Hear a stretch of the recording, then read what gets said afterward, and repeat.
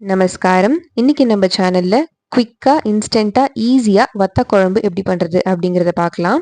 முதல்ல ஒரு சூடான கடாயில 6 டேபிள் ஸ்பூன் அளவுக்கு நல்லெண்ணெய் சேர்த்துட்டுருக்கேன். இதுக்கு வேற எந்த எண்ணெயும் யூஸ் பண்ணக்கூடாது. நல்லெண்ணெயில தான் பண்ணணும். அதுதான் வந்து டேஸ்ட் நல்லா கொடுக்கும் வத்த குழம்புக்கு. ஸோ எண்ணெய் நல்லா சூடானதும் இதில் ஒரு 1/2 டீஸ்பூன் அளவுக்கு கடுகு சேர்த்துக்கலாம். கடுகு நல்லா பொரியட்டும். இப்போ பார்த்தீங்கன்னா நான் பண்ணுற குவான்டிட்டி வந்து ஒரு 6 பேர் சாப்பிட்லாம். 5, 6 பேர் தாராளமாக சாப்பிட்லாம். இது நான் ஆக்சுவலி எதுக்காக பண்ணேன்னா, காலையில் ஆத்துல பண்ண குழம்பு வந்து தீந்து போயிடுத்து. இப்போ நைட்டு திருப்பி எல்லாரும் குழம்பு சாதம் அப்படின்னு கேட்பா. அதனால இப்போது குயிக்காக சீக்கிரம் பண்ணி முடிக்கணும் அப்படின்னு இந்த மாதிரி ஒரு வத்த குழம்பு பண்ணிட்டோன்னா டக்குன்னு ஆகிடும். இப்போ இதில் ஒரு 1/2 டீஸ்பூன் அளவுக்கு பருப்பு சேர்த்துட்டுருக்கேன். 1/4 டீஸ்பூன் அளவுக்கு வெந்தயம் சேர்த்துட்டுருக்கேன். ஒரு 5லிருந்து 6 காஞ்ச மிளகாயை நல்லா 2ஆ கிள்ளி இதில் சேர்த்துக்கலாம்.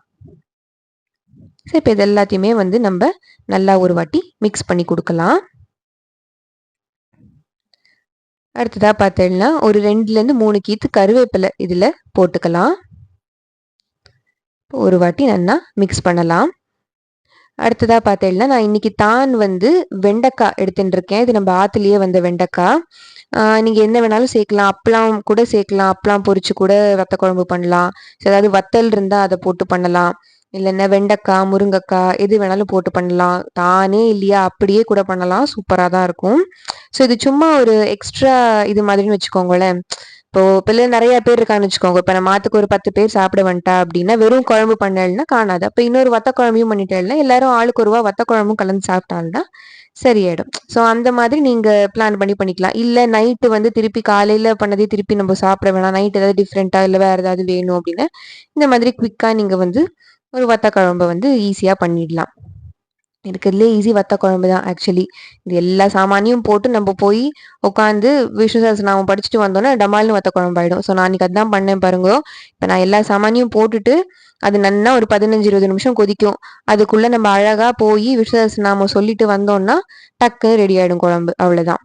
ஸோ இப்போ நான் ஒரு 1/4 டீஸ்பூன் அளவுக்கு மஞ்சத்தூள் சேர்த்துட்டுருக்கேன்.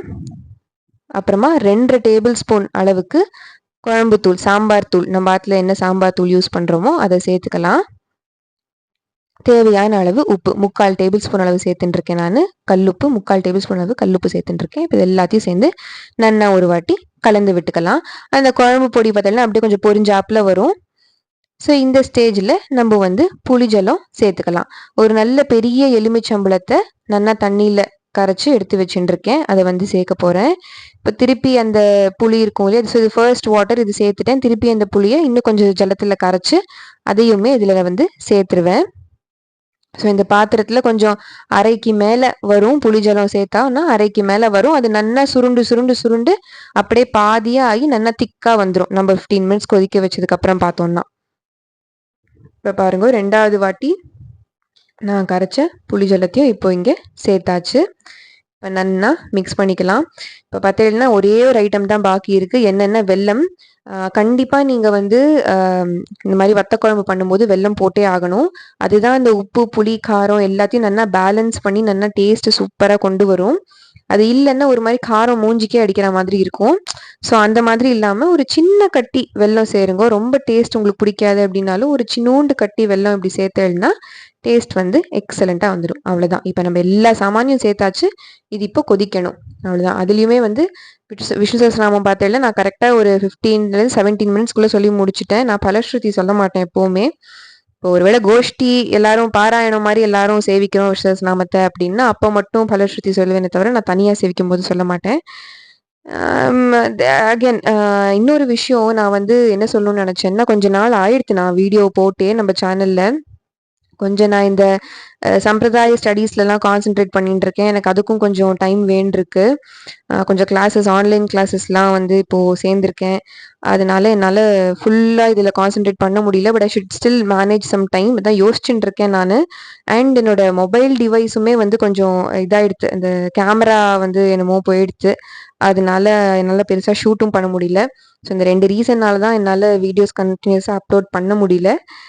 கண்டிப்பாக இனிமேல் நான் வந்து கொஞ்சம் பிளான் பண்ணி, அதான் என்னோடய ஷெட்யூலை ஒழுங்காக பிளான் பண்ணி நான் வந்து வீடியோஸ் அப்லோட் பண்ண பார்க்குறேன். நிறைய ரெசிபிஸ் யோசிச்சு வச்சுட்டு இருக்கேன். இது போடணும் அது போடணும் அப்படின்னு. பட் ஒன்று மாற்றி ஒன்று எதானா வந்துட்டே இருக்குது, அதனால என்னால் போட முடியல.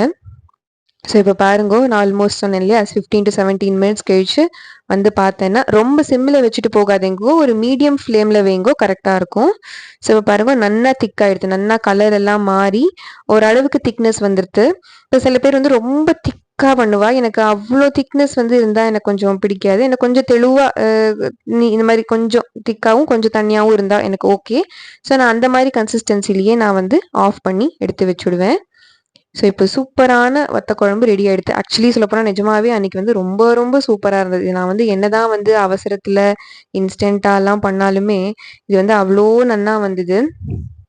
அதான் பாருங்க, எப்பவுமே நீங்க வந்து சமைக்கும்போது ஏதாவது பெருமாள் பாசுரமோ பெருமாள் ஸ்லோகமோ அந்த மாதிரி சொல்லி நீங்க சமைக்கணும்.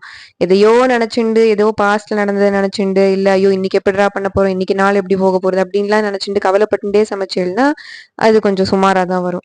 அதனால நீங்க ட்ரை பண்ணி பாருங்கோ. நல்லா பெருமாள் பாசுரங்களா செய்வீங்கோ. மெயினா திருப்பாவை சேவிச்சுண்டே திருப்பாவை சொல்லிண்டே சமைச்சேன்னா ரொம்ப நல்லது. அப்படி உங்களுக்கு திருப்பாவை சொல்ல வரலையா, அதை மாட்டுக்கு யூடியூப்ல பக்கத்துல மொபைல்ல போட்டு அப்படியே விட்டுருங்க. நீங்க மாட்டுக்கு சமைச்சுருங்க, அதுவே வந்து போறோம், எல்லா நல்லதும் பண்ணும். ஸோ கண்டிப்பா நீங்களும் ஆத்துல ட்ரை பண்ணி பாருங்க. This is a very simple recipe. இது எல்லாருக்கும் ஆல்ரெடி தெரிஞ்ச ரெசிபி தான். பட் சரி, நம்ம ரொம்ப நாள் வீடியோ போடலையே, அப்புறம் நம்ம இந்த ரீசன்ஸ்லாம் நான் உங்களுக்கு சொல்லணும் அப்படின்னு தான் நான் இந்த வீடியோ வந்து அப்லோட் பண்றேன். கண்டிப்பா நீங்களும் ஆத்த ட்ரை பண்ணி பாருங்கோ. நம்ம சம்பிரதாயத்தை விடாதேங்கோ. எங்கெங்கேயோ யூஎஸ் யூகேன்லாம் இருக்கோம். எங்க இருந்தாலும் நம்ம வந்து கண்டிப்பா நம்ம சம்பிரதாயத்தை விடாம அதை பத்தி கத்துக்கணும், அதைப்படியே நடக்கணும் அப்படின்னு பிரார்த்தனை பண்ணிக்கிறேன். தேங்க்யூ. தேங்க்ஸ் ஃபார் வாட்சிங்.